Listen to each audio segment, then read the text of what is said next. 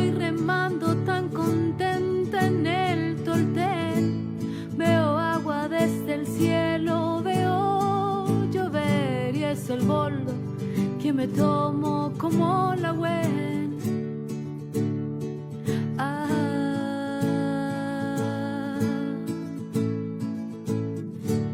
Del estero hacia el río y después al mar es el agua que da vida a mi cantar. No tan solo limpia el cuerpo, limpia el alma.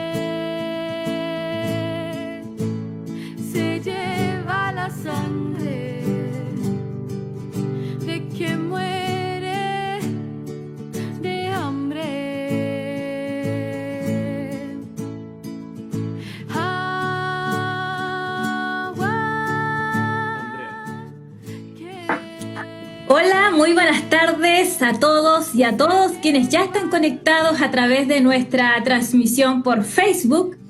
Les damos la bienvenida a el tercer seminario de una serie de diálogos que iremos desarrollando de aquí hasta fin de año, que hemos denominado Diálogos País. Mi nombre es Andrea Hernández, yo soy la directora regional aquí en Coquimbo de la Fundación para la Superación de la Pobreza y los voy a estar acompañando en el rol de moderación. Como fundación hemos querido tomar esta oportunidad que nos está brindando el formato online y hemos buscado reunir en estos diálogos país a diferentes actores y actrices que esperamos enriquezcan nuestra reflexión en temas diversos. Queremos aprovechar de agradecer a un colaborador constante de nuestro trabajo, como lo es el Ministerio de Desarrollo Social y Familia, por apoyarnos en esta y tantas otras iniciativas. Y a nuestro media partner, Diario Ciudadanos, Mi Voz. La semana pasada estuvimos dialogando con miembros de la comunidad, líderes y lideresas que conviven diariamente con la crisis hídrica. En esta oportunidad nos estamos encontrando y nuestros panelistas nos van a invitar a conocer y reflexionar sobre las experiencias innovadoras que ellos están llevando adelante. Recordarles que este es un trabajo conjunto de la mano que hemos organizado entre las oficinas regionales de Coquimbo, Valparaíso, Metropolitana y O'Higgins. Contarles que cuando decidimos organizar esta actividad, veíamos cómo el sector centro del país, el problema del agua se agudiza profundamente en el mundo rural. Nos preocupa ver cómo en nuestro país este problema se transforma en una realidad a lo largo y ancho de nuestro Chile. Hoy, 137 de las 346 comunas de Chile enfrentan escasez hídrica. No es menor, es cerca del 40% del total nacional. Sin duda, lo veíamos, lo escuchábamos la semana pasada desde los actores de la comunidad, que ellos evidenciaban que en medio de la crisis sanitaria y social, la falta de este recurso viene a agudizar esta pandemia que estamos viviendo. Quisimos invitar para este panel a algunas experiencias que creemos pueden ser un aporte a la discusión y a la innovación en la búsqueda de soluciones al problema de la crisis hídrica. Tenemos un panel de lujo. Ya vamos a comenzar a saludar a Pedro Hernández, él es secretario técnico de la Mesa Hídrica El Quibajo Alfalfares, a Vicente Gallardo, socio y miembro de la ONG El Un Resplandece, a Francisco Torres, fundador y director ejecutivo de Bioantu, y a Cadupsi Salas, director del Centro de Desarrollo Sustentable de Pichilemu. Pero antes de invitar a nuestros panelistas, les queremos recordar a todos quienes ya están conectados a que sean súper activos en nuestro chat de Facebook para que dejen sus comentarios y sobre todo sus preguntas. Porque al finalizar la exposición de nuestros panelistas, hay un equipo que va a recoger esas preguntas y se las vamos a entregar a nuestros panelistas. Vamos a invitar a nuestros panelistas a que reflexionemos y nos cuenten un poco más de sus experiencias que llevan a cabo, pero también queremos conocer cuál es su diagnóstico sobre la crisis hídrica que está viviendo esta zona central de Chile, cómo se puede proyectar soluciones innovadoras en este contexto que estamos viviendo, y también reflexionar sobre algo que vamos a reflexionar con cada uno de los ciclos que tiene que ver cómo pensamos, cómo piensan ustedes que vamos a salir de esta crisis hídrica. Va a inaugurar este panel Vicente Gallardo, como les decía, él es de la ONG ELUM Resplandece, que trabaja el ecocentro ELUM. Muchas gracias, Vicente, por compartir hoy día tu experiencia y ya te cedo la palabra, Vicente. Gracias, Andrea. Agradecer la invitación de la Fundación para conversar sobre este problema tan crítico en el que estamos hoy día. Es claro que estamos en una crisis, pero ¿podemos hablar de escasez hídrica? La respuesta parece evidente, pero cuando el paisaje que nos ofrecen algunos territorios es por un lado verde intenso, cerros de monocultivos de frutales, especialmente La Palta, como es de la quinta región, grandes piscinas, y por otra, en el mismo territorio, personas, comunidades sin abastecimiento de agua de calidad, ¿es escasez solamente? Es claro que no. Es una muestra más de la aplastante inequidad en Chile. La escasez la sufren las clases menos privilegiadas y más vulnerables de nuestra sociedad, que cuentan con menor poder para cambiar su situación y aún menos para cambiar las condiciones imperantes. Es cierto, existe una crisis hídrica producto de una sequía prolongada, del cambio climático, del déficit de lluvia prolongado, pero también es política. Casi el 47% de las viviendas en zonas rurales no tienen acceso a agua potable, lo que afecta a cerca de 1 millón de personas. Mi acercamiento al tema del agua es a través de una solución de saneamiento, y tiene que ver con que a la hora de tratar y disponer de nuestras esquetas hoy día se apuesta por el consumo de agua y su posterior tratamiento. La gente normalmente traduce la necesidad de defecar por una demanda de WC, tanto a nivel urbano como en el medio rural. Pero si lo pensamos bien, resulta insólito utilizar un recurso escaso y de alta calidad que debe potabilizarse tan solo para eliminar las esquetas. Esta situación es particularmente paradójico en territorios con problemas de abastecimiento de agua, donde con escasez de agua potable y uso de WC, ver caminos aljibos abasteciendo con agua potable para satisfacer sus necesidades básicas y a familias, mujeres están portando este vital elemento para verter en el WC, para dejar limpios y utilizables sus baños. Cada vez que se desea eliminar una unidad de material peligroso, se utilizan 6 a 15 litros de agua, utilizan usualmente potable. La forma como disponemos de nuestras excretas es utilizando agua para alejarla de nuestra presencia y ser trasladada a buena distancia para su tratamiento, quedando nuestro baño limpio. Empezamos en los años 80 trabajando en el sector de los campamentos con una solución que nosotros le llamábamos letrina sanitaria abonera. Básicamente era no usar agua y que el producto que obtener fuera abono. Inicialmente solo era sin separación de orín, una solución muy sencilla, pero trabajando con las comunidades entendimos que la solución que quería la gente o que querían la familia era un baño completo. Un baño que tuviera lavamanos, ducha, dignidad, en definitiva. Y lo que hicimos fue trabajar en algunas localidades de Chile, implementando este tipo de soluciones, basados principalmente en que, si ustedes piensan que un problema, en este caso la excreta, que que pesan entre 150 gramos a 200 gramos, dependiendo de lo que comamos, ¿no es cierto? Si le agregamos agua, este problema se incrementa. Y lo que hace el sistema convencional es volver a separar en una planta de tratamiento a costos más altos lo que hacemos en el baño. Entonces, el baño ecológico seco, al no disponer de agua, se hace cargo de este problema. Normalmente los consumos de agua en una vivienda estamos hablando del 30-40%. El consumo promedio de una persona es de 170 litros normalmente. Entonces, lo que hacemos es no usar esa agua para disponer las fecas. Nos hacemos responsables de este material y podemos obtener también abono después de un cierto tiempo. Son baños alternantes, tienen un separador de orín, de manera que también disminuye la carga líquida sobre estos baños, digamos, porque nosotros diariamente estamos entre un litro y 1,5 litros, digamos, de orín que caen en estas cámaras.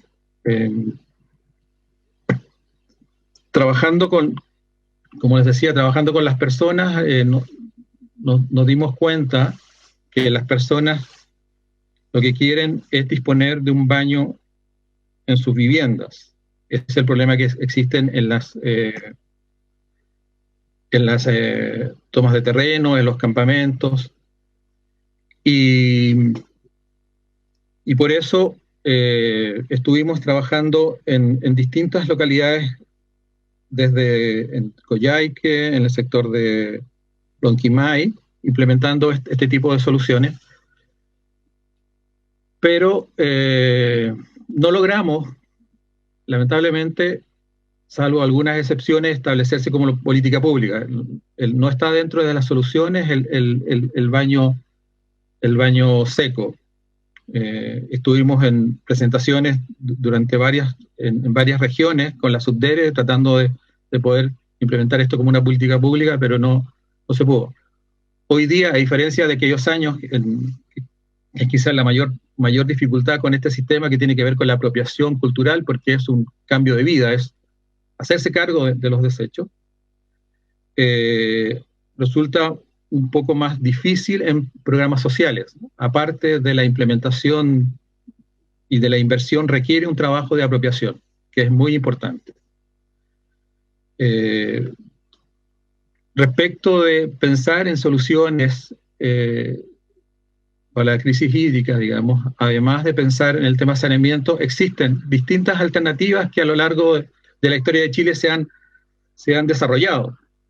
Por ejemplo, en el siglo XIX existe una experiencia de destilación solar. Cuando nos estábamos previamente a la Guerra del Pacífico, hubo un sueco de apellido Wilson que instaló un destilador solar de media hectárea para producir 20 metros cúbicos de agua.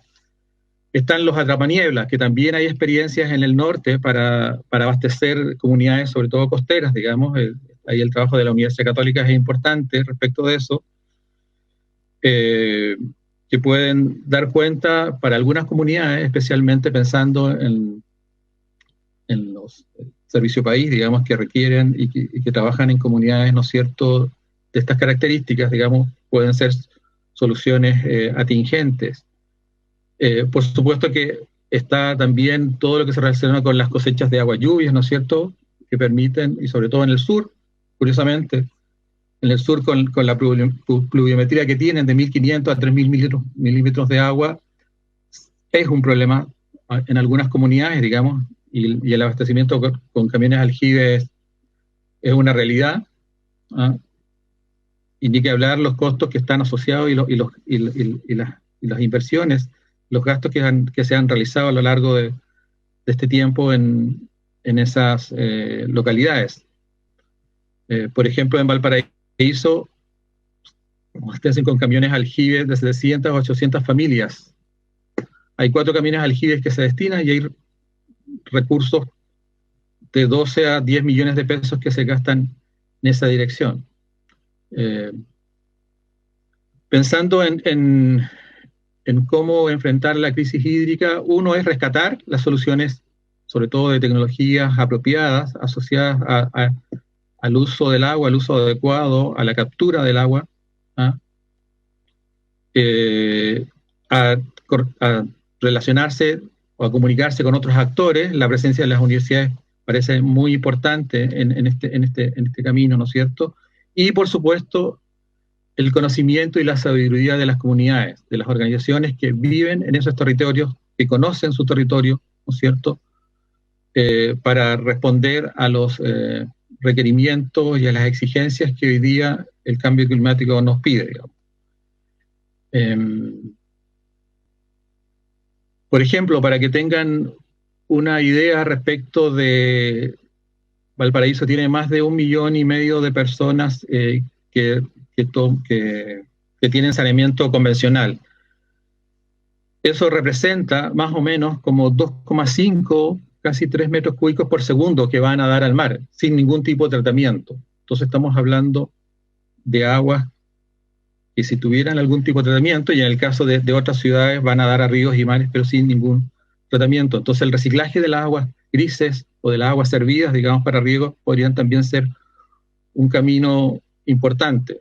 En Israel el 80-85% de esas aguas se reciclan y se destinan para riego. Entonces, mirar esas posibilidades, las cosechas de agua,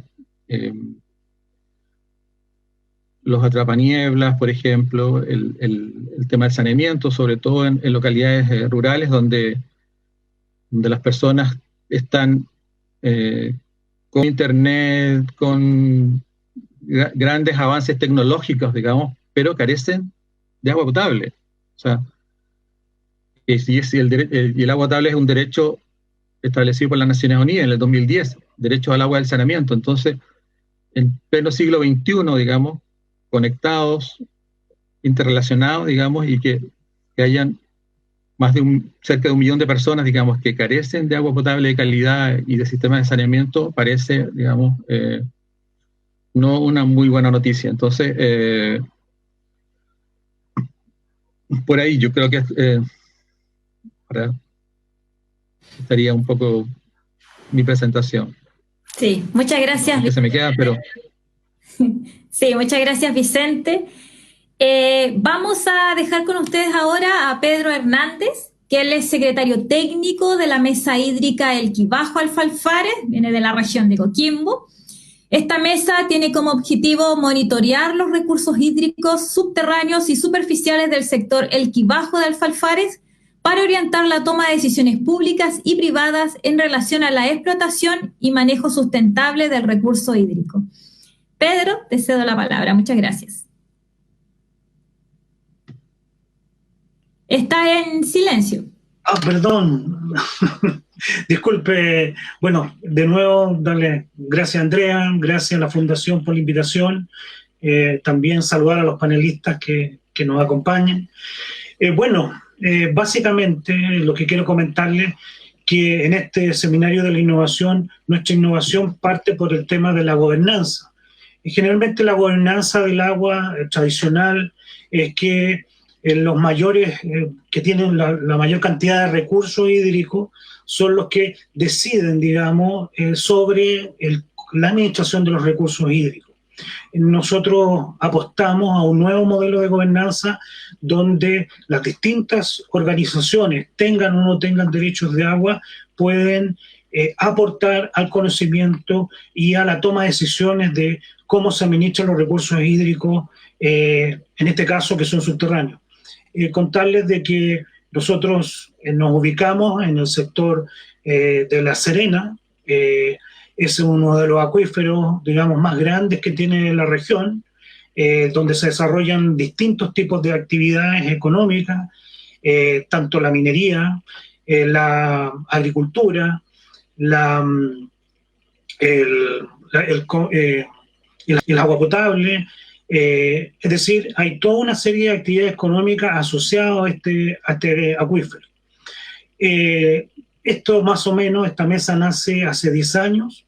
Esto se generó por un conflicto en el cual uno de los integrantes actuales llegó a la zona y se generó todo un tema de problemática para poder, dado que el tema de la sequía que iba a generar o el problema del déficit de agua que se iba a generar por esta llegada de este nuevo actor, se iba a generar. La gente de la comunidad se juntó en conjunto con los servicios públicos, se armó esta mesa. Como les comenté, llevamos 10 años funcionando y hoy día hay 15 organizaciones públicas, privadas, de instituciones de la investigación y también sociales. Ahí están las juntas de vecinos, están las organizaciones de canalistas, está la Junta de Vigilancia del Río Elqui, está, por mencionar, no los voy a mencionar a todos, pero dentro del ámbito público, la Dirección General de Agua, dentro de la universidad está la Universidad Católica del Norte, el INEA y otras, y me disculpan, digamos, a las otras organizaciones que no he mencionado. Entonces, vuelvo a repetir que la innovación que nosotros pudimos implementar y realizar es que en esta administración estuvieran todos los actores que de alguna manera se ven afectados por los recursos hídricos. Ahora, dentro de los desafíos que han existido, es que tampoco esto ha sido una taza de leche, digamos, aquí han habido problemas, distintas visiones, pero con el tiempo y con la confianza entre los actores se han podido solucionar los distintos temas y por eso llevamos este matrimonio de 10 años. Dentro de lo que viene, digamos, lo que nos ha tocado vivir han sido que se ha vivido no solamente aquí en la cuarta región, sino a nivel país, de una crisis de sequía. Nosotros tuvimos entre el año 2009 y el 2016 una mega sequía, y hoy día estamos también en una sequía, digamos, ya llevamos 2 años de sequía, y eso de alguna manera presiona y seguirá presionando los recursos hídricos de la zona, tanto superficiales como subterráneos. Por lo tanto, esa presión genera también presiones dentro de los integrantes de la organización. Sin embargo, digamos, hemos ido avanzando para solucionar los temas que los distintos actores van teniendo, es generar información. Y por eso una de las tareas primordiales que nosotros tenemos es el monitoreo.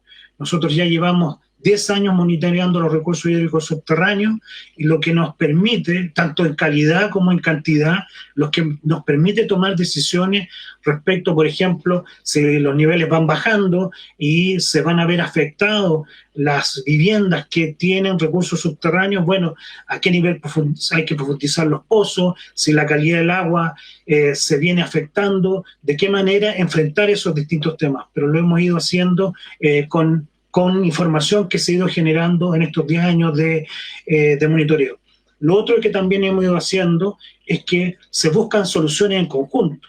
Uno de los temas más complejos, digamos, es buscar soluciones relativas al agua. Sin embargo, cuando están las instituciones de investigación en la mesa, están las instituciones del Estado, están las organizaciones civiles y están las organizaciones privadas, se consigue una mayor sinergia y una más rápida respuesta para entregar soluciones a la problemática de la sequía.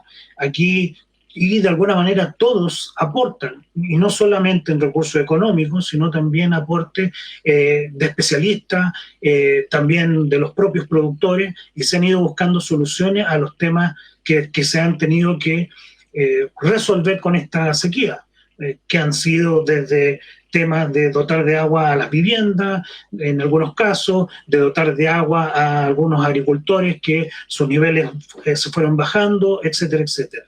Ahora, lo que viene es que se va a volver, digamos, esto de la sequía va a ser un tema constante. la región, digamos, y el cambio climático van a hacer que estos periodos, digamos, de sequía van a ser recurrentes. Por lo tanto, el desafío de que estas organizaciones que se ha generado es que enfrente las nuevas temáticas, tanto en calidad como en cantidad. Ahora, nosotros creemos que un tema fundamental para enfrentar la sequía es la participación. Y en esta participación tienen que estar todos los involucrados en los recursos hídricos, no solamente los que tienen derechos, sino también las organizaciones sociales, las entidades de investigación, etc. También en esta innovación no solamente se debe, haber participación, sino se tiene que generar información relevante para la toma de decisiones, y eso tiene que ver con los monitoreos. Muchas veces no se conoce cómo funciona un acuífero, y eso tenemos que ser capaces de explicárselo desde la academia a un pequeño productor, a una organización, porque sin eso no vamos a entender cómo funciona. Y esto lo quiero decir, que en estos 10 años de trabajo hemos sido capaces de que las distintas organizaciones entiendan o vayan comprendiendo cómo funciona este sistema. Lo otro importante que debe existir en esto es la confianza. Generalmente, uno de los temas más complejos dentro de una organización y fuera de esta es la confianza en los distintos actores. Y para lograr confianza se requiere una cosa muy fácil, pero que cuesta, que es a lo que yo me comprometa, lo cumpla. Y eso es muy, muy importante, porque aquí hay actores de distintos niveles de recursos. Por lo tanto, al haber esta conciencia y este respeto, se puede avanzar más rápidamente. En un escenario de desconfianza, y sobre todo que genera en el tema de los recursos hídricos, y en distintas zonas del país se avanza poco. La gente desconfía, porque muchas veces desconoce, o a veces con justa razón, no quiero decir lo contrario. También lo importante es el tema de que en cada organización, independiente de su tamaño, tiene un voto. Y eso también es relevante, porque si solo tienen voz y voto en los que tienen mayores recursos y mayores acciones de agua, por llamarlo de alguna manera, esto no va a ser representativo y se va a caer. Bueno, para ir cerrando, nuestra innovación, que lleva 10 años, parte de un conflicto, y lo que apostamos es una nueva manera de gobernanza, que sin dejar que hemos tenido conflictos en algunas oportunidades y que probablemente los tengamos en el futuro, hemos sido capaces de avanzar y administrar unos recursos hídricos muy importantes en la región de forma sustentable, tanto en cantidad como en calidad. Muchas gracias, Pedro. Interesante la apuesta que tiene ahí la mesa. También tú lo cuentas con harta pasión. Se nota que también hay harto de eso que tú mencionabas del compromiso, la apuesta en esto de la gobernanza, ¿verdad? Que tanto hablamos de aquello, ¿verdad? Pero es difícil cuando uno ya la pone en acción y la pone en práctica, y como tú bien decías, eso no está lleno de dificultades, pero pese a esas dificultades, hoy día la mesa ve los resultados exitosos de ese trabajo coordinado. Enfrentamos desde hace más de 10 años, lo hablaba Pedro también, de un grave problema de escasez hídrica y sequía que se ha hecho más extenso e intenso en los últimos años.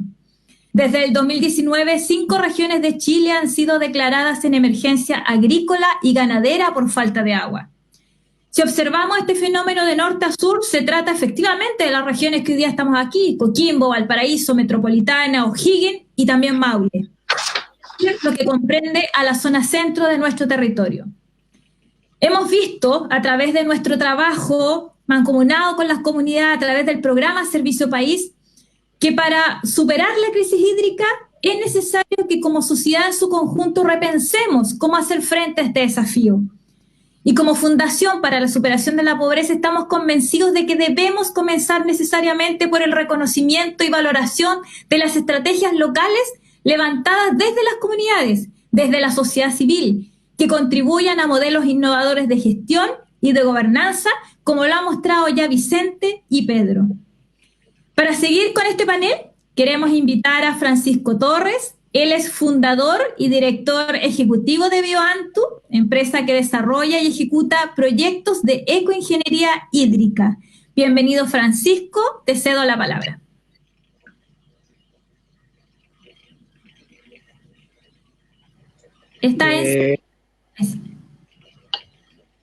Sí, bueno, saludo a todos, un gusto estar acá, muchas gracias por la invitación. Con respecto a la primera pregunta que hiciste al comienzo, ¿cuál es el diagnóstico, no? Con respecto a la crisis hídrica. Básicamente el diagnóstico es cosa de poder revisar nuestro entorno natural. Para mí el mayor indicador es poder tomarme y llevarme a visitar mi entorno. Y para eso hay que sacar un poco la cabeza sobre las ciudades, ¿no? Ir a revisar lo que está ocurriendo en nuestro entorno más primario. Y en ese sentido el agricultor sabe, ¿no? El agricultor puede leer en las hojas de los árboles, en los surcos del suelo, ¿verdad? En la sed de su propio ganado. Puede tener una lectura clara de lo que está ocurriendo en nuestro entorno natural. Y lo vivencia. En cambio, los que estamos un poco más en la ciudad lo tenemos que ver y revisar quizá en un paper, en un documento, que pasa por la mente, ¿verdad? Pasa por una revisión mental. Y ahí queda y fácilmente luego se va al revisar otra noticia de Facebook, otra noticia de Instagram, porque falta la vivencia. Entonces, si me apuran un poquito y me preguntan cuál es uno de los diagnósticos importantes para mí, es que el ser humano, el habitante de nuestros territorios, ¿verdad?, la línea base del territorio, podamos experimentar y vivenciar realmente lo que está ocurriendo en nuestro entorno primario. Y eso para mí es completamente fundamental. Pues si no tenemos una asociatividad, una colaboración, una afectación con lo que está ocurriendo, es difícil que salgamos de una inercia. La inercia que tenemos hoy en día en las ciudades es bastante alta. Tenemos muchas veces muy buenas intenciones, pero el cementerio está lleno de gente de buenas intenciones. Lo que muchas veces falta es gente con buenas atenciones, con buena no solamente disposición, sino que buena posición frente a lo que está ocurriendo. Entonces, desde ahí, como diagnóstico, claramente, primero es evidenciar que el desierto que está ocurriendo es un desierto también interno, de una sequedad interna, de tener una sensibilidad dormida de lo que está realmente ocurriendo en nuestro entorno natural. Y desde ahí el llamado muy fuerte para poder llevar este diagnóstico a la vivencia y no solamente al círculo teórico, ¿verdad? Es invitar a la gente a que pueda acudir a sus entornos más cercanos, naturales. Vayan a los lagos, vayan a ver lo que ocurrió en Laguna Culeo, por ejemplo, vayan a ver lo que ocurrió en el Tranque Runge, por ejemplo, que está completamente... Entonces, no es necesario simplemente ver las noticias, verlo en un paper, es necesario poder vivenciarlo y de ahí poder generar una acción clara, porque hay varias soluciones que podemos abordar. Y un poco lo que me gustaría un poco hablar, ¿verdad? El desarrollo a nivel país, en todos términos, necesita de ciertos recursos, ¿verdad? Pero hay una apuesta por verlo de una forma un poco más integral. El diagnóstico pasa un poco también, desde mi punto de vista, con abrirnos, ¿no? Abrirnos a una percepción quizá un poco más creativa, ¿verdad? Apoyado, ¿verdad? Por lo que son las líneas bases comunitarias, por lo que ellos tienen que decirnos, por lo que podemos vivenciar fuera de nuestra oficina y poder darnos cuenta realmente de que la crisis hídrica está instaurada no solamente como crisis hídrica, sino que una crisis social, una crisis humanitaria severa. Y es ahí donde yo sigo poniendo el punto sobre la I. La crisis humanitaria acá está generando repercusiones y toda esta externalización es producto de esta crisis humanitaria. Por lo tanto, la crisis hídrica es una manifestación de lo que está ocurriendo en nuestro interior.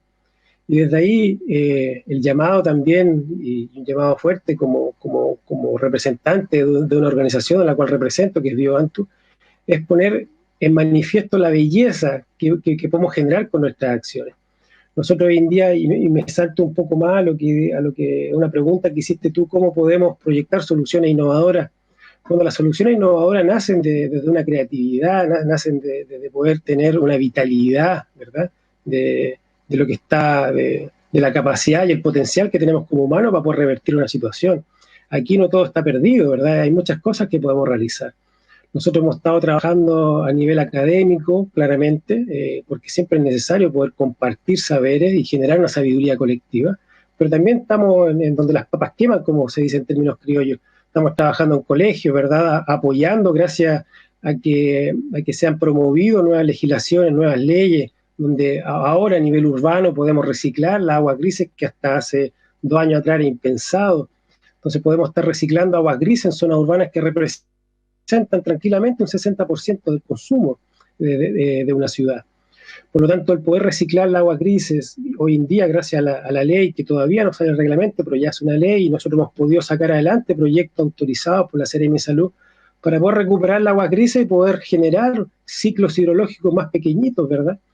Recordar que el ciclo hidrológico tiene que ser bien entendido. Yo creo que una de las crisis hídricas que tenemos es porque no entendemos cómo funciona el manejo hídrico a nivel territorial. Chile tiene una cantidad de cuencas y subcuencas increíbles y muy poca gente, yo creo, que sabe bien lo que es una cuenca, qué significa una cuenca en el abastecimiento y la autonomía hídrica de un pueblo, de una ciudad, de un asentamiento humano.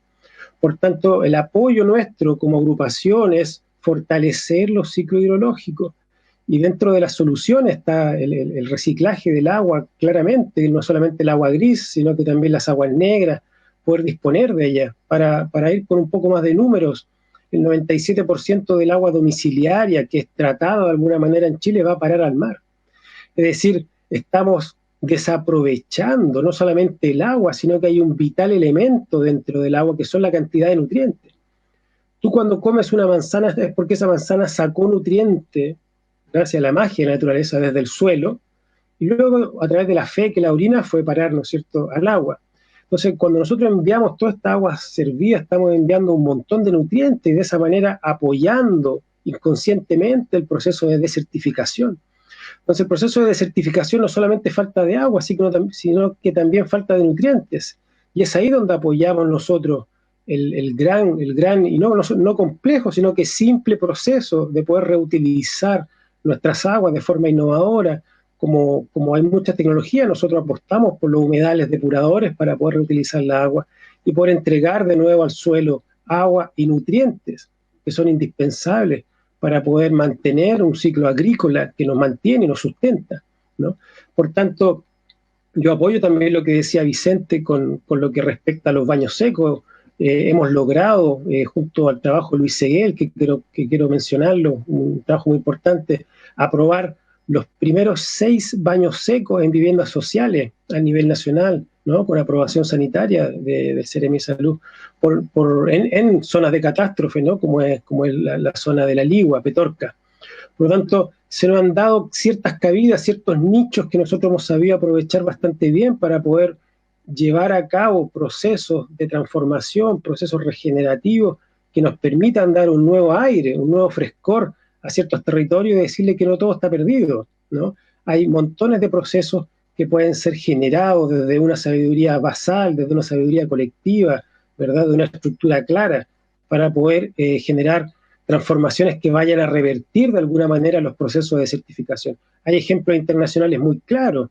El mismo Caldera, hay una zona que se llama el Verdor, donde es una zona de varias hectáreas que están siendo reverdecidas con agua servida. Entonces, acá en Chile hay hartos puntos muy importantes que poder,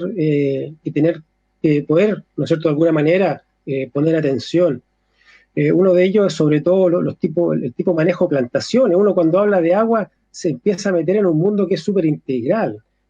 Hablamos de agricultura, hablamos de suelo que está asociado al agua, hablamos de la cadena alimentaria, pero también hablamos de las forestales, hablamos de esas plantaciones indiscriminadas de especies que son pirófitas, ¿no?, que le encanta, tienen el potencial para poder entrar en procesos de ignición fuerte.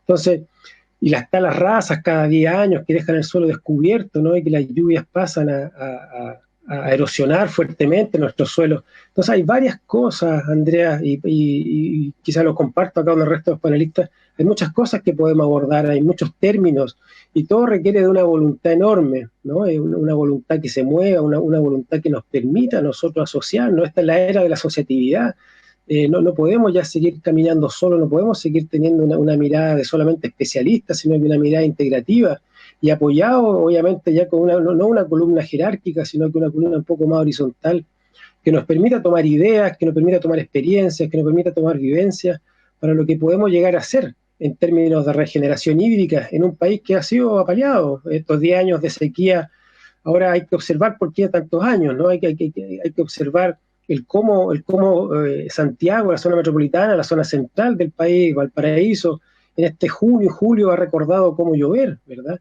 Hay una conciencia colectiva también que cuando mira el día nublado dice, mira qué feo el día, pero ese es el día que te va a abastecer de agua. O sea, cambiemos también el paradigma de decir que feo el día a un día hermoso. Ese cielo oscuro es finalmente el que está sosteniendo la vida al poder, ¿no es cierto?, entregar el agua lluvia que todos necesitamos.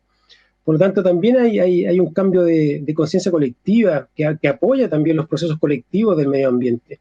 Por lo tanto, el llamado, y aquí un poco para seguir abriendo el panel y la conversación, es a que vivamos esta crisis hídrica como realmente una crisis humanitaria, y si podemos cambiar la crisis humanitaria, si podemos cambiar esta forma de cómo nos sentimos humanos desenvolviéndonos en un ambiente natural, el ambiente natural va a responder, y va a responder de buena manera. La vida sostiene al agua, no el hombre sostiene al agua, la vida sostiene al agua. Por lo tanto, tenemos que dejar que la vida en sí misma empiece a manifestarse y empiece a saber lo que sabe hacer, ¿no? Que es perpetuarse a sí misma. Así que bueno, con eso por ahora termino y agradecido por la instancia, Andrea, y dar la palabra al siguiente panelista. Muchas gracias, Francisco. Qué interesante lo que ya llevamos de exposición. Uno los escucha y pareciera ya ir encontrando puntos, ¿verdad?, de similitudes que al parecer ha hecho que sus experiencias sean innovadoras y exitosas en el tiempo. Y entre ellas es que ustedes nos invitan, los tres ya de lo que vamos en las presentaciones, ya nos están invitando, pero a la participación, a ser activos en esta temática. Por otro lado, Francisco nos decía, salgan, recorran, miren esta realidad, y tiene mucha sintonía y similitud con lo que nos decían la semana pasada los líderes locales, que son los que están conviviendo día a día con estas realidades. Se empieza a hablar de gobernanza, y ustedes además los tres, Vicente, Pedro y Francisco, nos señalan y reconocen que pararse solos buscando la solución pareciera ser que no es la vía. Los tres han hablado de convocar, de que han sido parte con otros, de la academia, de la institucionalidad pública, etc. Vamos ahora a dar el pase, ¿verdad?, a Caduci Salas, que él es director del Centro de Desarrollo Sustentable de Pichilemu, CEDESUS, centro que apoya y promueve la protección, conservación, administración y recuperación y preservación de los recursos naturales y culturales, buscando el mejoramiento de la calidad de vida de las personas y comunidad de Pichilemu y sus alrededores. Bienvenido, Caduci, ya te cedo la palabra. Hola, Andrea. Bueno, saludar a todas y todos, a los panelistas y a quienes nos acompañan en esta charla. Debo confesar dos cosas, digamos. La primera es que sentí un tremendo agrado al recibir esta invitación por una razón bien particular, digamos, porque el Centro de Desarrollo Sustentable se instala acá en Pichilemu por allá por el 2002.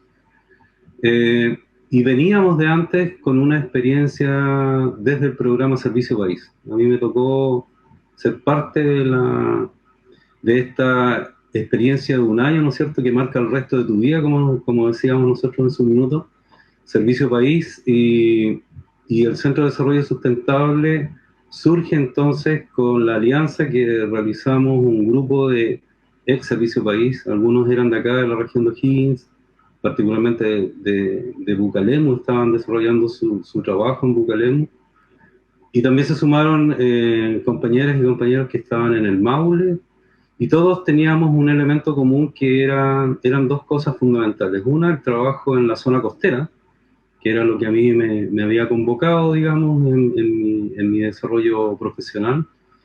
Y segundo, el que estábamos convencidos de que el trabajo que realizaba o realiza Servicio País, ¿no es cierto?, está en esta directa relación con las comunidades y los habitantes del territorio. Y es ahí, en ese ámbito, donde nosotros empezamos a establecer un vínculo y una relación con los habitantes del territorio, porque, y algunos ya de los panelistas lo han mencionado, reconocemos y respetamos, ¿no es cierto?, el conocimiento que está instalado en los territorios, y que no muchas veces es un conocimiento que es invitado y es convocado a la toma de decisión, a esto que Pedro nos indicaba que son los procesos de gobernanza.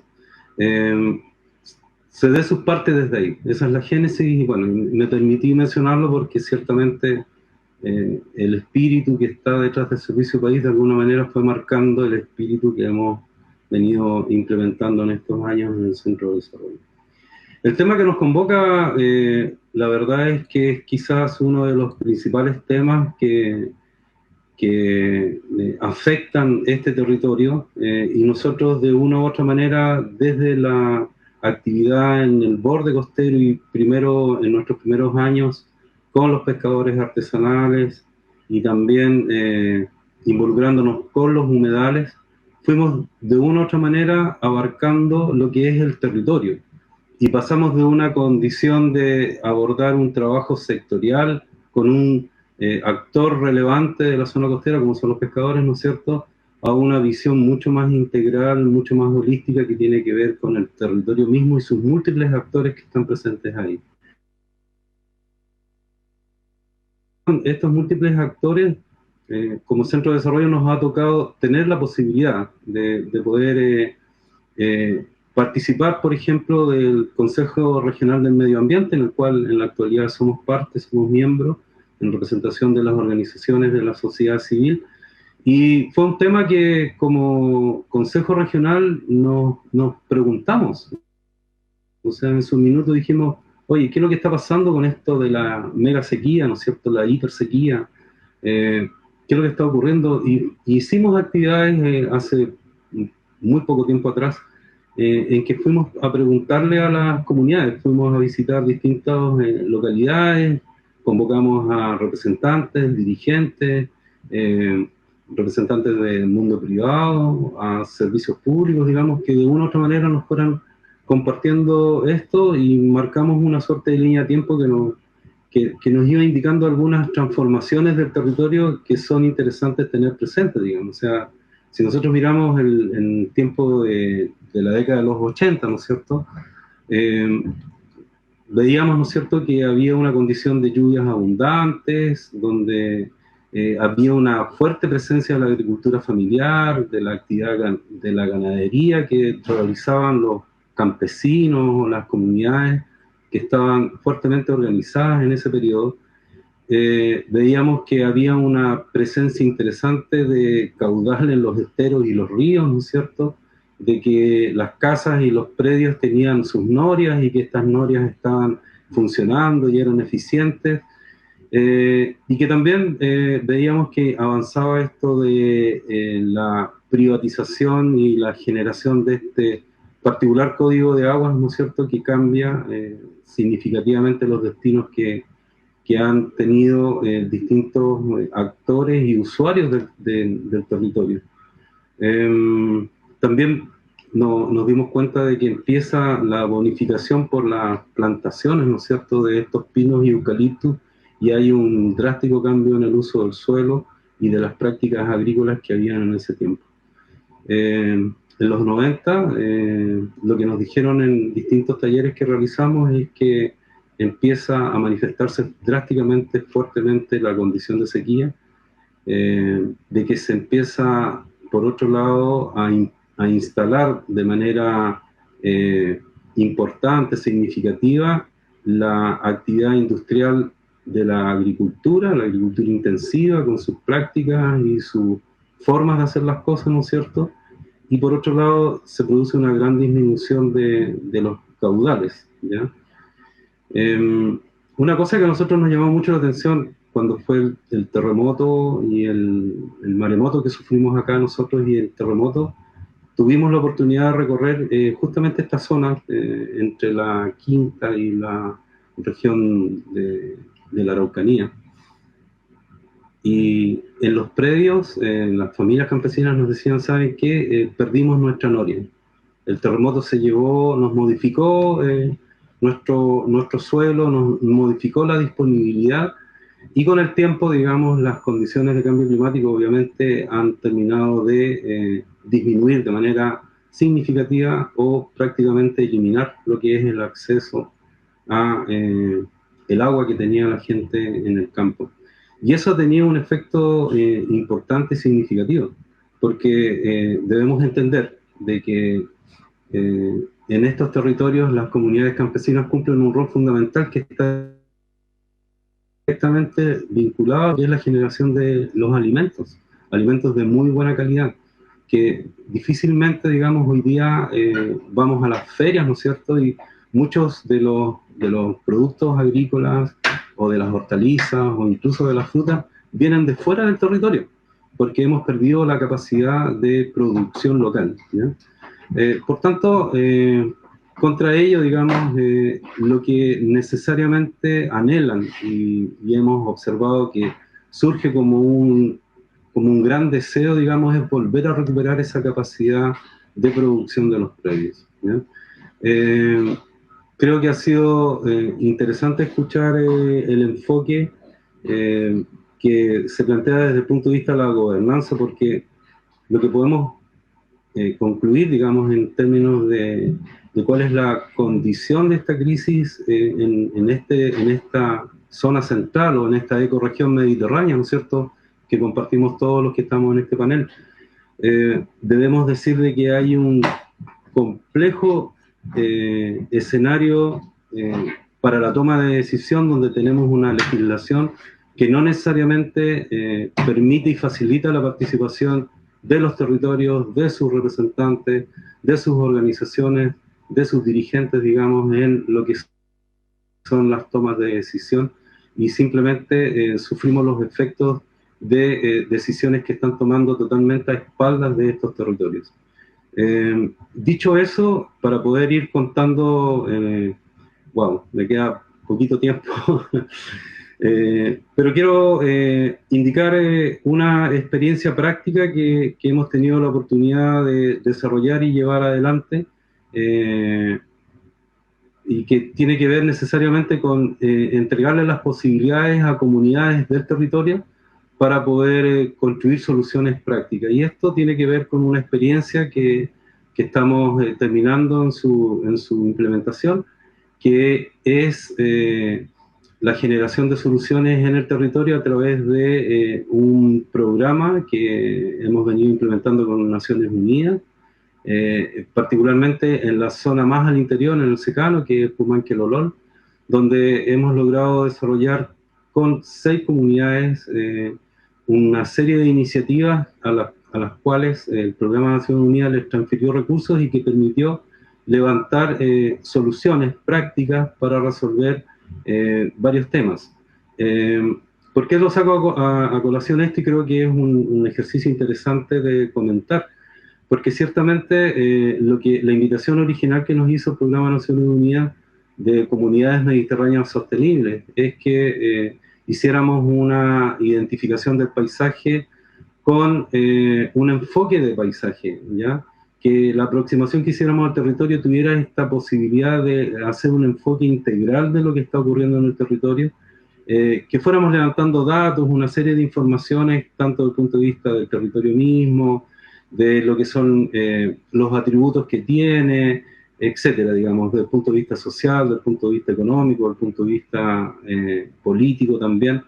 Pero lo fundamental es que se logró desarrollar un mecanismo de participación en el proceso de planificación que permitió generar acuerdos con las organizaciones comunitarias, y ellos, a través de sus dirigentes y a través de sus socios, tomaron compromisos que les permitieron canalizar estos recursos para enfrentar requerimientos súper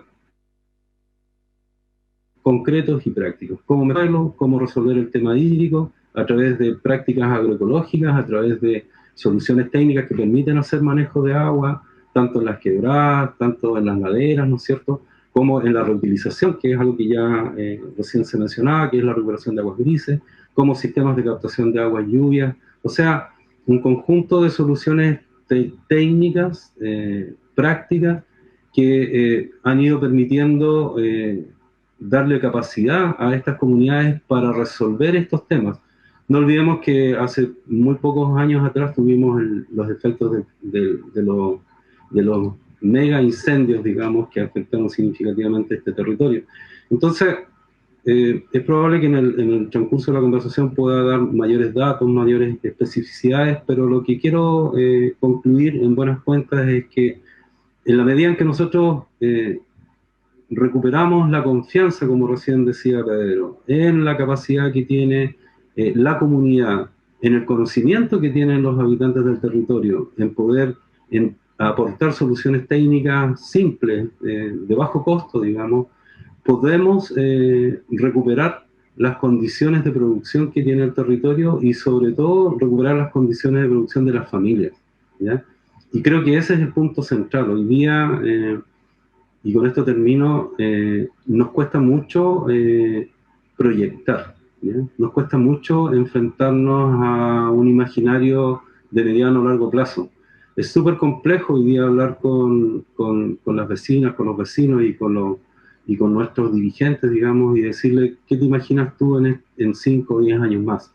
Porque las condiciones de pandemia, digamos, nos han limitado lo que es justamente eso, digamos, la capacidad de futuro, la capacidad de proyección. Está tan entredicho el futuro, y cuando pensamos en futuro, necesariamente tenemos que pensar en cuáles son las reglas del juego que hoy día tenemos en este país. Y las reglas del juego en este país principalmente deben cambiar, y eso es lo que esperamos que prontamente cambie. Como ciudadanía tenemos la oportunidad de hacerlo, y esperamos que el agua, por ejemplo, logre esta categoría de derecho humano que necesitamos todos construir como sociedad. Muchas gracias, Caducci. Parece que vamos a tener que organizar un seminario para cada uno porque tienen tanto que contarnos, se hace tan poquito el tiempo, se les nota que resumir todo en 10, 12 minutos es un desafío para ustedes, dada la tremenda experiencia y el relato que nos están entregando. Agradecerle a los 4. Vamos a ver qué pasó con el chat porque estuvo muy movido. Hay saludos, de hecho, también mucha gente que está dándole saludos a ustedes. Varios han asistido a charlas anteriores que ustedes han dado, han trabajado algunos con ustedes. Así que por ese lado hay mucho cariño y valoración y reconocimiento al trabajo que ustedes están desarrollando. Hay muchas preguntas, vamos a partir con una para cada uno, ya, para que vayamos ya viendo este trabajo y calentando los motores en las respuestas que vamos a ir dando a las preguntas que nos están haciendo por el chat de Facebook. Partimos con Vicente, entonces dice, es muy interesante y necesaria la propuesta de reducción de aguas negras y grises, pero ¿cómo se puede llevar a cabo esto? ¿Cómo se puede llevar a cabo en ciudades? ¿Qué experiencias existen que nos puedas ayudar a comentar? Y hay una pregunta que es muy cortita de responder. Nos preguntan por aquí, ¿qué significa ser un biocitizen? Vamos, Vicente. ¿Estás en silencio, Vicente? Sí, disculpa, claro, que acá en Viña, yo soy de Viña, con un grupo de amigos, con otro tocayo, con el Bicho Aguirre, con Pablo y con Connie, tenemos un proyecto que se llama BioCitizen Chile, que es una relación que tenemos con una ONG norteamericana, y lo que hacemos es algo que de alguna manera mencionaba también un poco Francisco, que es esta reconexión con la naturaleza, tan necesaria. Hoy día, más que nunca, digamos, hoy día estamos todos conectados hacia adentro y vamos a salir disparados, digamos, ¿no es cierto?, buscando la naturaleza. Eso es lo que hemos hecho, empezamos el verano y trabajando con niños. Entonces llevamos a los niños a vivir la naturaleza, a vivir lo salvaje, a divertirnos, a aprender también, historia, cultura, biología, pero hacerlo de manera entretenida. Eso es, digamos, es de alguna manera quizás cuando, sobre todo los más viejos, digamos, de alguna manera éramos biocitizen. Yo vivía en el cerro, en la quebrada, entonces es un poco eso, vivir lo salvaje. vivir esa experiencia con niños de 6 a 13, 14 años. Eso hicimos durante el verano. Salíamos toda una semana. Durante la mañana entregábamos a los niños en la mañana y en la tarde los papás los iban a buscar. Entonces visitamos distintos ecosistemas de la región de Valparaíso, costeros, interiores. Y una vez a la semana de esos días terminábamos bañándonos y disfrutando también con ellos. Eso es básicamente.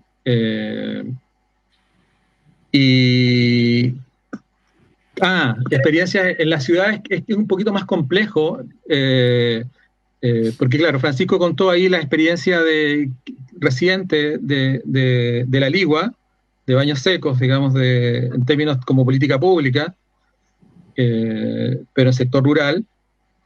Y la verdad es que eso es complejo en el ámbito urbano, porque hoy día nosotros tenemos que conectarnos al alcantarillado.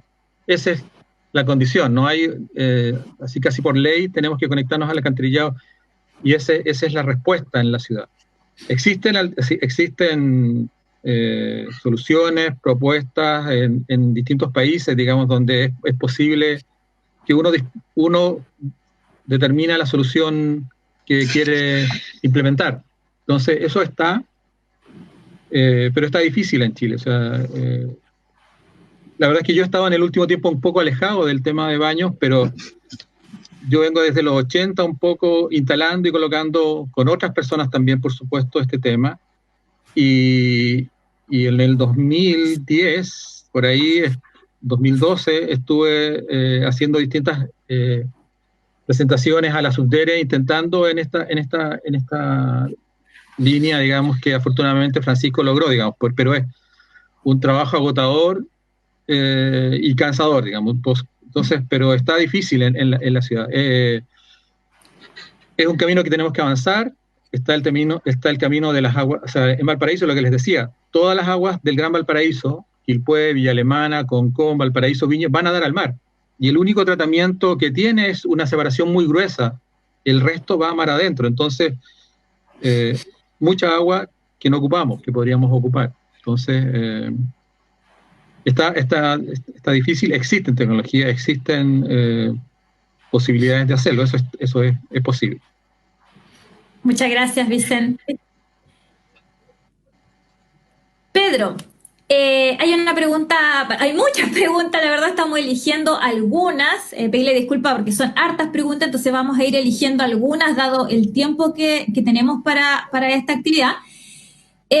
Nos consultan, ¿cómo se vincula la mesa hídrica Elqui Bajo Alfalfares con las organizaciones de usuarios de aguas existentes? Yo creo que ahí nos están preguntando en concreto, ¿cómo se da esa vinculación?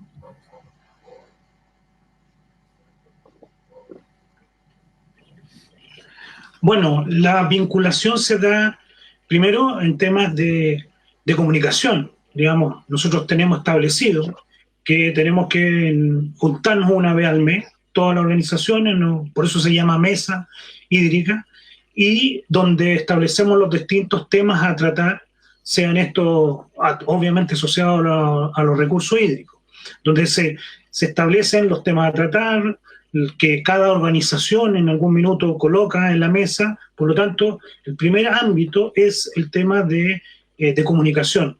Y esto también nos ha traído desafíos en la pandemia, y lo hemos logrado también poder hacer, de seguir nuestras reuniones mensuales virtualmente. Hemos tenido más de 100 sesiones en estos 10 años de trabajo. Por lo tanto, y eso es muy relevante, digamos, la manera de ir generando lo que se hablaba de confianza es que nos podamos ver las caras en forma permanente. Y con la pandemia también lo hemos podido hacer también por los chats y los videos, y los que no pueden lo hacen por celular, etcétera, etcétera. Ahora, las organizaciones en general de regantes, que son las asociaciones de canalistas o la Junta de Vigilancia, se integran dentro del trabajo que está establecido dentro de la organización. Nosotros tenemos una planificación estratégica que le hicimos hace aproximadamente 4 o 5 años, donde establecimos los objetivos y nuestro plan de trabajo. Y dentro de eso, las organizaciones de regantes se vinculan. Actualmente, a modo de ejemplo, hemos visto otros temas, pero a modo de ejemplo lo que estamos haciendo ahora es un estudio de recarga de acuífero, donde la pregunta es ¿de dónde va a venir el agua que va a recargar el acuífero? Y bueno, la Junta de Vigilancia tiene su opinión, los regantes tienen otra opinión, etcétera, etcétera, porque de alguna parte tiene que venir el agua. Entonces, mi respuesta básicamente es, uno, es la coordinación mensual que tenemos, y la otra es el plan de trabajo que lo establecimos en la planificación estratégica y las distintas derivadas que tienen anualmente, digamos, de ese trabajo en conjunto. Muchas gracias, Pedro. Para Francisco,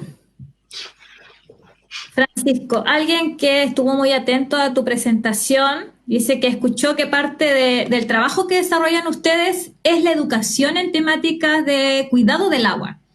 Pero te pregunta que ¿de qué forma Bioantu se hace parte de la búsqueda de soluciones para enfrentar la crisis hídrica?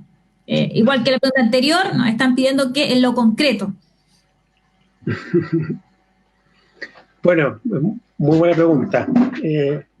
Nosotros, cuando digo nosotros como organización, como Bioantu, nos definimos como un grupo de personas muy concretas.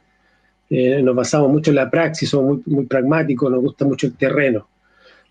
Somos ingenieros de campo, como se les dice. Entonces, efectivamente, nosotros nos dedicamos a la educación rotundamente. Sentimos que el trabajo no puede estar desligado en ningún momento de la educación, ni poco puede estar desligado del aspecto de la sensibilidad ecológica, la ecología profunda, ¿no? Sentimos que tienen que estar muy bien concadenados, de todas maneras. Y por supuesto también del arte. Trabajo, arte, educación y sensibilidad ecológica para nosotros es una unidad. Por lo tanto, cuando hablamos de concreción de proyectos, nosotros hoy día estamos abordando varias líneas. La primera es trabajar fuertemente con construcción de grandes cuerpos de agua. Hemos construido lagunas de hasta 10.000 metros cuadrados, es decir, lagunas de 1 hectárea, justamente para cambiar el microclima de ciertos sectores, poder atraer nuevamente biodiversidad tanto de micro como macrofauna y de micro y macro vegetación. Por lo tanto, esa es una de nuestras líneas principales. Sentimos que la tierra en el territorio nacional está bien pobre últimamente de lo que son humedales, que son los que aportan prácticamente al ciclo hidrológico. Entonces, la construcción para nosotros de piscinas naturales y lagunas está siendo un fuerte fundamental para ir revirtiendo de alguna manera este proceso de deforestación y este proceso de desertificación, que también internacionalmente se le llama soluciones basadas en la naturaleza, o también Blue Space, ¿no? Que está siendo muy fuerte la integración de los espacios azules, ¿verdad?, al interior del sector urbano, no solo para contribuir con el medio ambiente, sino que también al aspecto psicológico de las personas. Por otro lado, nuestra línea fuerte también es tratamiento de aguas servidas. Estamos dedicándonos fuertemente. El proyecto más grande que hemos diseñado es para un conjunto de 130 casas, justamente en la región metropolitana, donde hemos incorporado la tecnología de humedales depuradores, que son sistemas que depuran el agua con plantas acuáticas, ¿verdad?, con plantas macrófitas, para poder obtener el nutriente que cuando cae al agua superficial, cuando cae a los ríos, el agua servida, cuando cae a los mares, genera eutrofización producto del exceso de nutrientes. Entonces nuestros sistemas lo que hacen hoy en día es ocupar la solución basada en la naturaleza, ocupar los humedales para poder depurar las aguas servidas. Estoy hablando de aguas servidas negras y grises, para poder dejarlas aptas para riego y obviamente para poder, gracias a la ley 21075, inyectarla nuevamente a los inodoros. Hemos hecho bastantes proyectos ya a nivel central, como en el sur del país, donde las aguas tratadas las hemos podido reinyectar a los inodoros para que no duela tanto los sistemas de baño con arrastre de agua, ¿no? De esa manera podemos disminuir hasta en un 60%, hemos logrado, medido, ¿no es cierto?, con contadores volumétricos, disminuir la cantidad de agua potable que consume un usuario, ¿no, verdad?, un habitante de un domicilio, al poder reinyectar agua tratada al inodoro y al poder disponerle de agua para riego, ¿verdad? Por otro lado, fuerte nuestro también es la cosecha y captación de agua lluvia. Hemos podido caracterizar bastante bien la agua lluvia a nivel nacional en sus parámetros físico-bioquímicos y hemos podido darnos cuenta del potencial enorme. Ya presentamos por primera vez, al menos lo que nos dijeron dentro de la autoridad sanitaria primera en Chile, presentamos un proyecto para potabilizar agua lluvia, disculpen, y poder ser reinyectada en escuelas, ¿no? Que sufren, ¿no es cierto?, desabastecimiento. Algunos panelistas lo han comentado, el uso de camión de aljibe acá es indiscriminado, la cantidad de plata que se gasta al año es brutal. Por lo tanto, hemos estado trabajando fuertemente en la captación y cosecha de agua lluvia, pero para ser potabilizada y poder ser reinyectada al circuito. Y por último, otra línea fuerte nuestra también es promover a través de la educación la reforestación, que es finalmente el sistema natural y idóneo para lo que es la recarga acuífera. Sin árboles, sin suelo, no existe una recarga acuífera natural. Entonces, nuestro principal motivo, gracias a que, producto que en Chile el 60% de la población se abastece de agua subterránea, necesitamos generar y fortalecer los sistemas naturales de recarga acuífera, que son básicamente plantar agua. Y para plantar agua tienes que plantar árboles. Y con esto termino con esta última frase: la lluvia no hace el bosque, sino que el bosque hace la lluvia. Así que pongámonos a reforestar, camaradas. Muchas gracias, Francisco. Ya la última que le vamos a hacer a cada uno, luego vamos a pasar a una para presentárselas a todos. Para Caduxi, dice, fue algo que parece que le llamó mucho la atención a quienes nos están escuchando a través de Facebook. Dice, ¿y qué dice la gente cuando le haces esa pregunta que mencionaste en tu relato, cuando piensan en 5 o 10 años más? ¿Cómo lo ves tú? Quedamos todos ahí con la duda que te va diciendo la gente cuando tú haces esa pregunta. Bueno, yo creo que es la gran pregunta del momento, ¿no es cierto? O sea, estamos atravesando como país decisiones. Yo he estado concentrado en este panel, no sé cuál es la decisión que tomaron hoy día en la Cámara, ¿no es cierto?, pero en el Parlamento, pero sé que hoy día y en los próximos días se van a tomar decisiones que son determinantes para el futuro de muchas familias, ya en el futuro inmediato, en cómo salimos de la pandemia. Pero lo que sí hemos recogido testimonios que vamos a empezar a compartir por las redes de cómo están disfrutando los efectos de las buenas prácticas que se han implementado por ejemplo, en Lolol. Hay un testimonio que nos motivó mucho, lo recibimos de Nerquihue, de una familia campesina que a través de la implementación de recuperación de quebradas, ¿no es cierto?, y de mini tranques que ellos lograron construir, están recuperando no solamente el agua, como recién se ha afirmado, sino que también están recuperando suelo, están recuperando los sedimentos, y lograron instalar una cisterna que les va a proveer de agua por bastante tiempo, no solamente a ellos, sino que a varias familias más. Cuando tú ves esa solución práctica hecha por ellos mismos y de manera eficiente operando, te das cuenta que para ellos imaginarse el 2021 es algo posible, es algo factible, porque lo están haciendo con una respuesta a una necesidad que tenían hace un par de años atrás, que no sabían de dónde iban a sacar agua, que tenían el temor de perder su suelo, ¿no es cierto?, perder su predio y tener que migrar hacia sectores urbanos. Vemos que ahí se construye un futuro mucho más claro, mucho más concreto.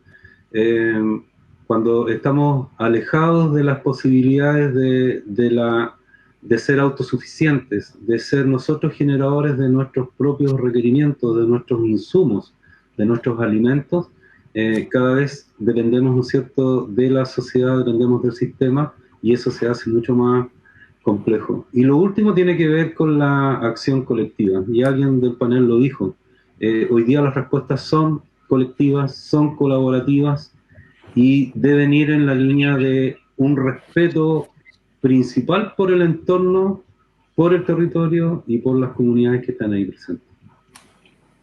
Muchas gracias, Caduxi. Gracias a los cuatro por su respuesta a las consultas que han sido más particulares para cada uno. Hay una pregunta que es para todos, ¿ya? Sabemos que el cambio climático y la sequía es uno de los factores que influye decididamente en la reducción del recurso hídrico, pero también la concentración de derechos de agua. ¿Qué opinión les merece el Código de Aguas y las reformas que se discuten en el Congreso? Algo ya nos conversaba Caduci. Sí, justamente yo creo que la posibilidad de recuperar nuestros recursos, digamos, ¿ya? Yo creo que hoy día como país necesitamos una gran transformación, no solamente, como bien se ha dicho acá y comparto plenamente, que nosotros necesitamos transformar nuestras prácticas, transformar nuestros sistemas de construcción de acuerdos, necesitamos transformar lo que es el sistema de representación pública y política que tenemos. Necesitamos transformar nuestra sociedad, o sea, la forma en que estábamos organizados, la forma en que hemos venido haciendo las cosas, nos ha llevado a una condición de crisis prácticamente en todos los niveles del ser humano. Y por lo contrario, las posibilidades de revertirla no están en la solución de una persona o de un grupo o de un sector económico o de un actor político en particular. Debemos ser capaces de construir soluciones integrales y esa mirada, yo creo que el primer paso que tenemos nosotros, y lo digo de manera responsable, digamos, porque lo hemos consultado, en el mes de octubre hicimos cabildos ciudadanos para abrir estas preguntas y abrir el debate y recoger y canalizar la opinión pública, es la posibilidad de transformar nuestra constitución política, porque ciertamente ahí las reglas del juego deben ser modificadas de manera tal que los derechos de las mayorías estén realmente resguardados.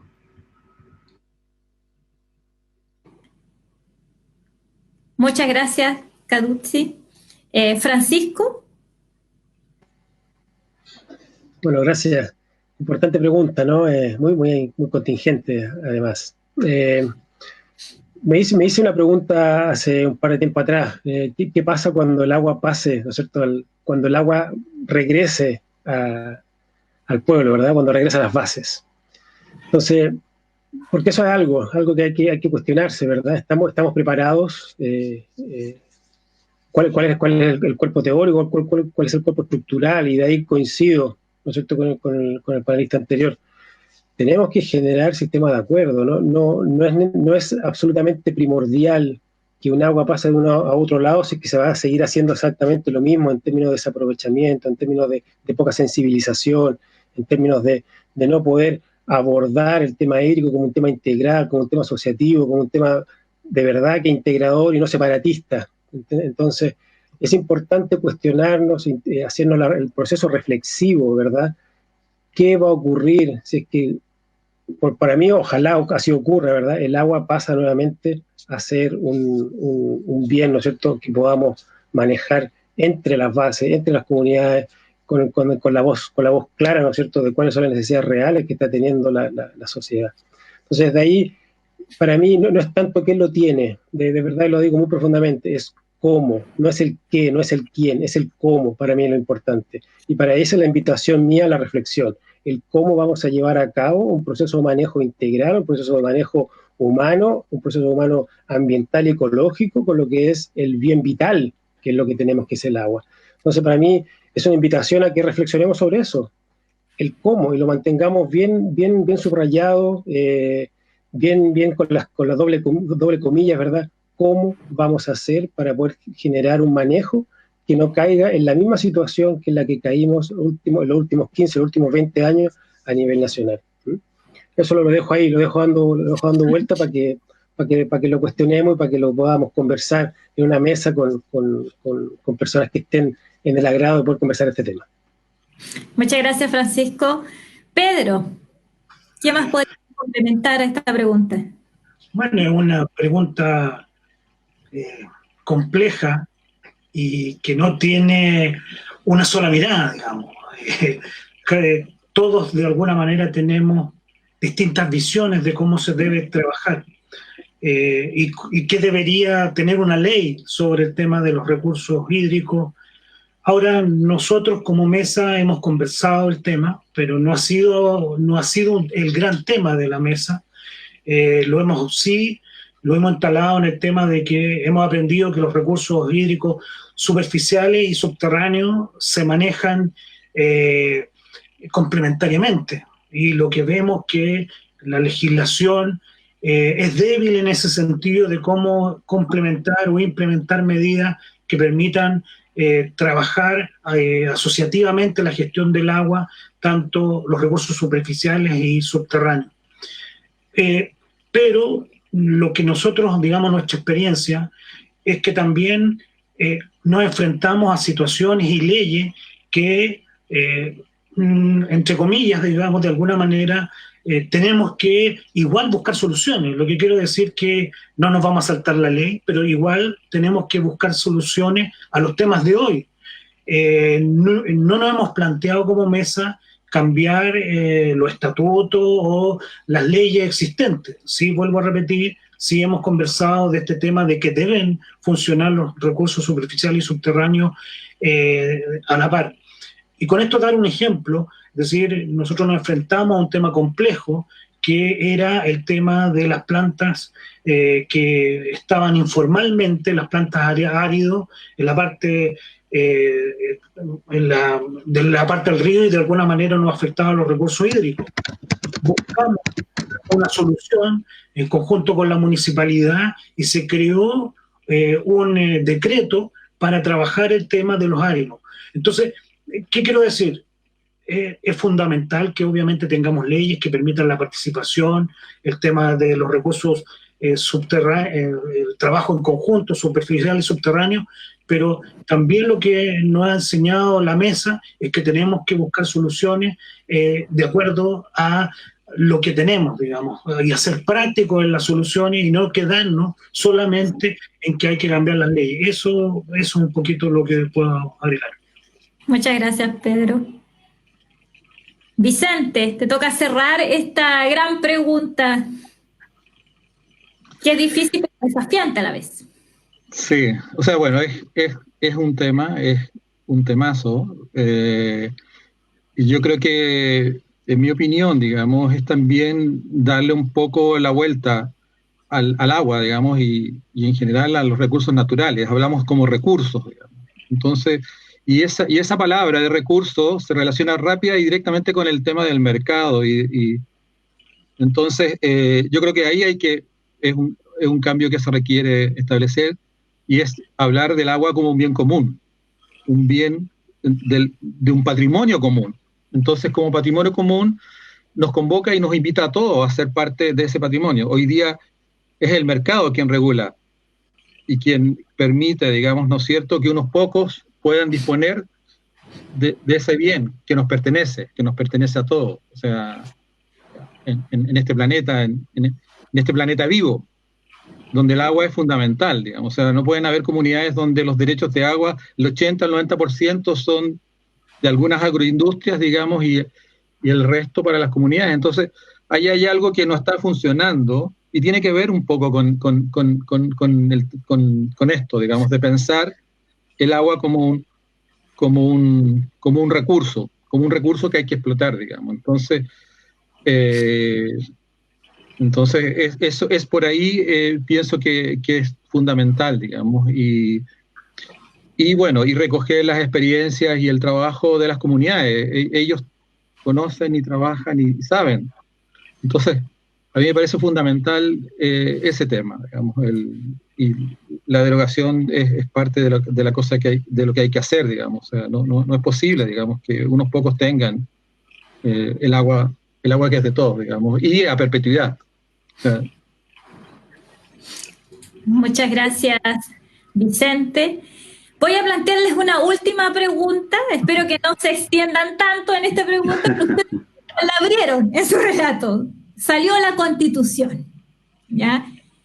Y en ese escenario, ya para terminar, cada uno me puede decir qué temas priorizarían para la discusión constitucional en el tema del agua.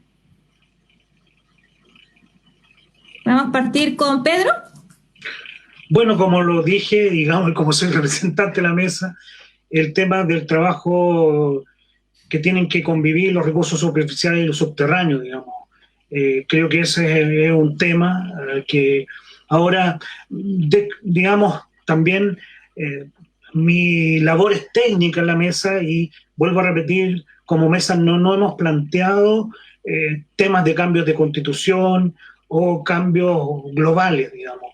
Por lo tanto, también, digamos, decir, digamos, que probablemente tenga mi opinión personal, pero como representante de la mesa que estoy aquí, básicamente es lo que he comentado. Eso, Andrea. Gracias. ¿Francisco?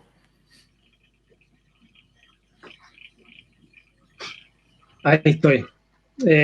Para mí, una de las cosas más importantes, que es lo que más, de alguna manera, me genera una contradicción enorme con lo que es el entendimiento completo, ¿verdad?, de lo que es la ecología, de lo que son los ciclos hidrológicos y de cómo se debería manifestar el agua en un territorio, es los derechos a perpetuidad, a perpetuidad. O sea, eso para mí es algo que debe ser de alguna manera transformado en 180 grados. No puede ser que nosotros como ciudadanos, ¿no es cierto?, responsables de 5, 7, 10, 20 generaciones futuras, ¿verdad?, seamos capaces de poder privar de agua a nuestro territorio por un fin económico y a perpetuidad. Por lo tanto, insto a que esas temáticas sean realmente conversadas, realmente maduradas, no solamente con el sello del signo peso en la mesa, sino con el signo, ¿verdad?, humanitario, con el signo que involucra al ser humano como parte de un todo, ¿verdad?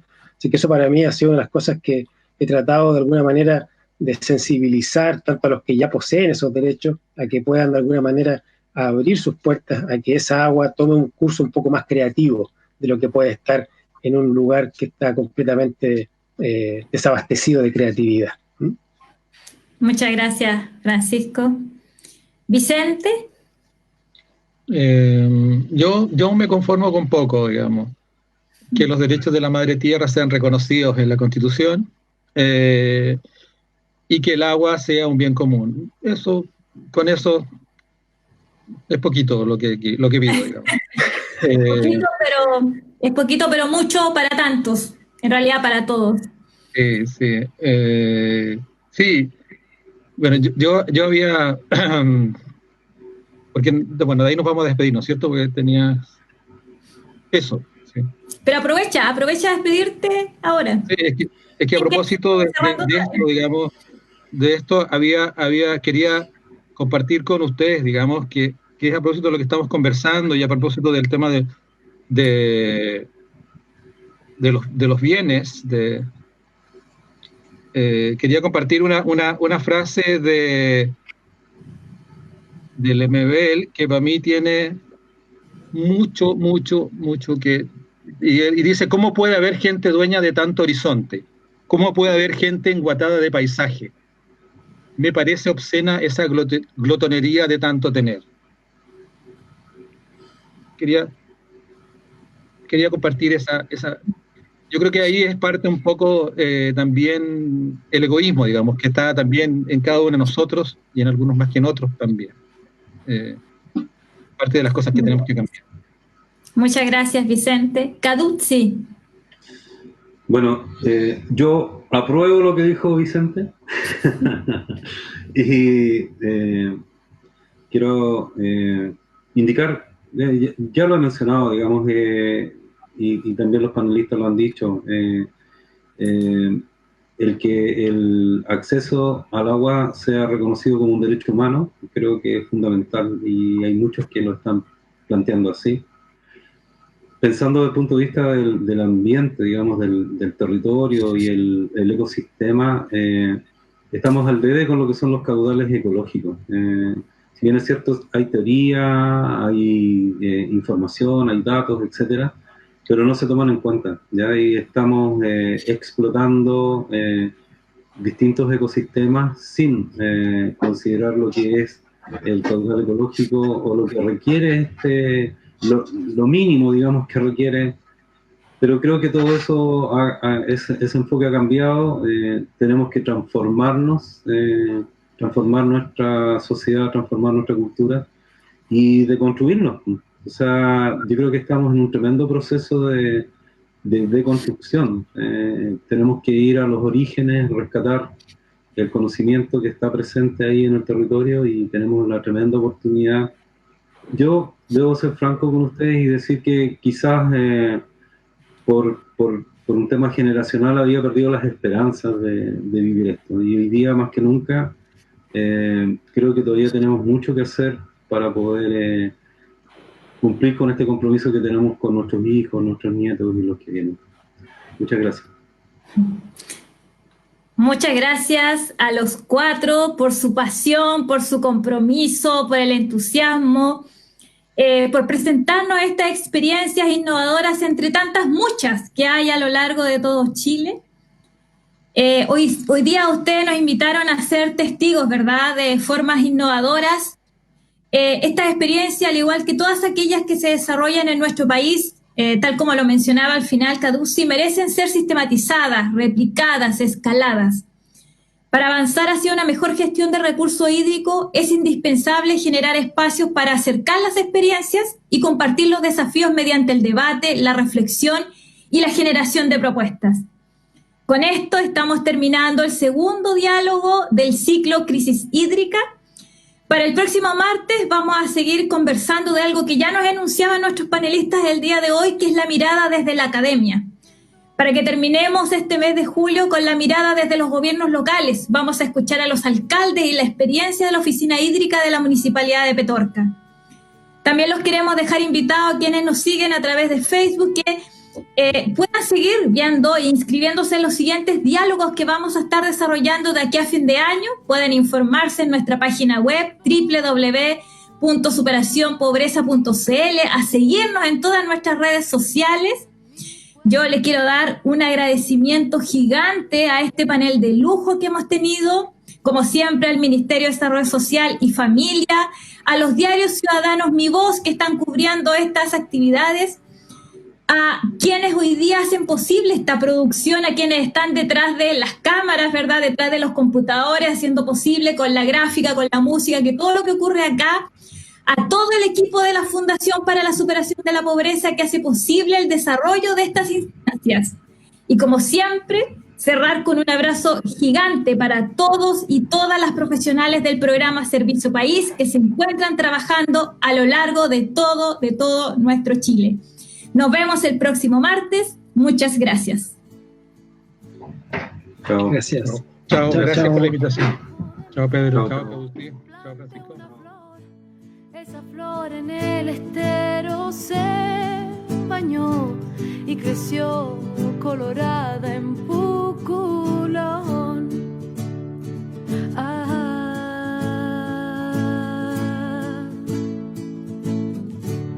Es el agua amarilla de mi tierra que adornan pajaritos